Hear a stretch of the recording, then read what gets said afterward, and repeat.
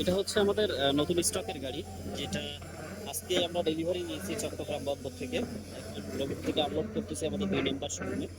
এটা E70 মধ্যে original long.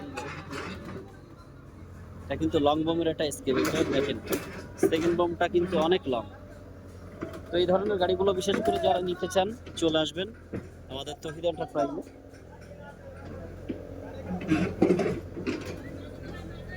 আর আমাদের ভিডিওটা ভালো লাগলে অবশ্যই শেয়ার করে পাশে থাকবেন।